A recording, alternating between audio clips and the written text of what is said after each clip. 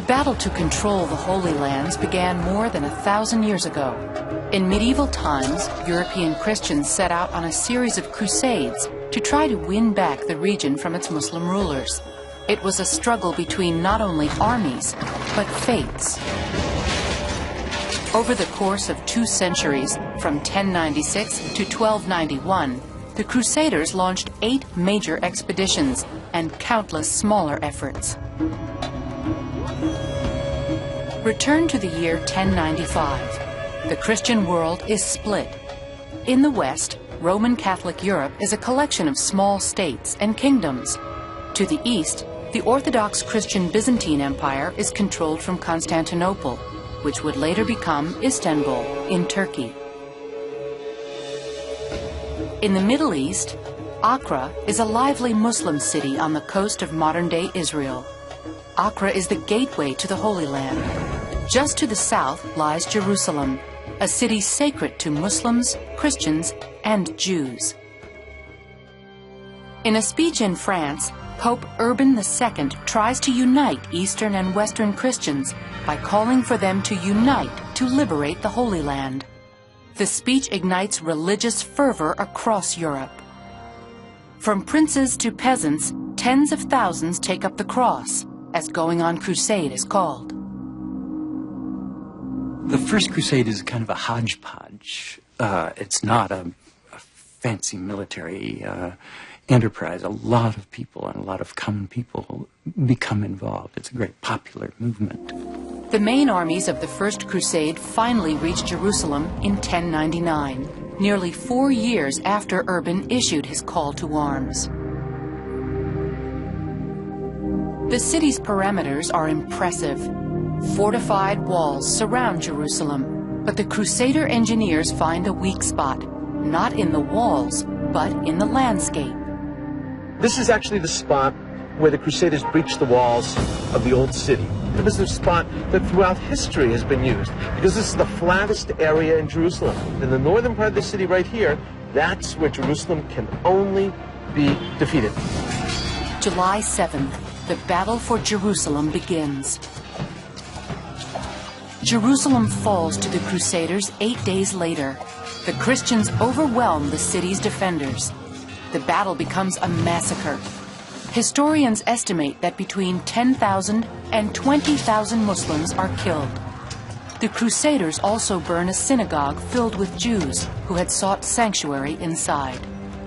It was seen as barbaric, uncalled for, and it created a great demand for revenge and retaliatory action. For more than 80 years, the Christians managed to keep a weak hold on the Holy Land. Then a warrior steps forward to conquer and unify much of the Muslim Middle East. His name is Saladin. There is no modern political leader you can compare to Saladin. Here you have a man who was a convinced, pious Muslim, but he was also a realistic ruler. He was not a naive innocent. He was not a saint. By and large, there's no denying that Saladin he's a hero. Christian and Muslim armies meet again at the Battle of Hattin, near Accra. This time, Muslim archers give Saladin the advantage. The entire Crusader force is killed or taken prisoner. Hattin is important because this is where Saladin establishes himself as a military genius. It is Hattin and the fall of Hattin that really opens up and turns round the Crusades. After Saladin's decisive victory at Hattin, he takes back the port city of Accra. 3 months later, in 1188, the Muslims win the ultimate prize, Jerusalem. Saladin enters Jerusalem in triumph. He takes control of the holiest Christian shrine in Jerusalem, the Church of the Holy Sepulchre. Instead of destroying the church, Saladin opens its doors to Christian pilgrims, many of them members of competing religious groups. To prevent one Christian faction from shutting out the other, Saladin places the keys of the church in the hands of 2 Muslim families.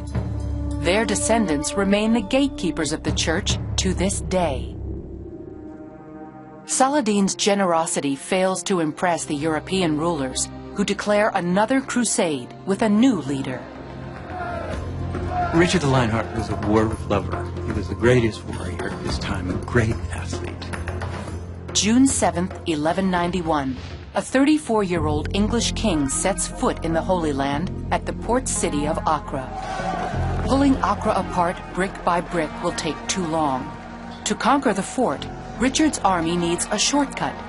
The solution? Portable attack platforms called siege towers. Rolled up to the enemy wall, the soldiers climb stairways to the top of Acre's walls. July 12, 1191. Little more than a month after Richard's arrival, the city of Acre falls to the Crusaders. Richard and Saladin never do meet in person, but on September 2nd, 1192, the two great warriors make peace. The terms: Acre stays a Christian stronghold. Jerusalem remains in Muslim hands, but Saladin guarantees safe passage for pilgrims of all faiths to the Holy City. The religious access to Jerusalem forged by Richard and Saladin outlives them both. Over the next 100 years, several attempts to retake Jerusalem failed. Instead, Muslim forces have slowly won back much of the region. By summer 1290, Acre remains the last major Christian foothold in the Holy Land. Here, Europeans trade goods and ideas freely with the Muslims.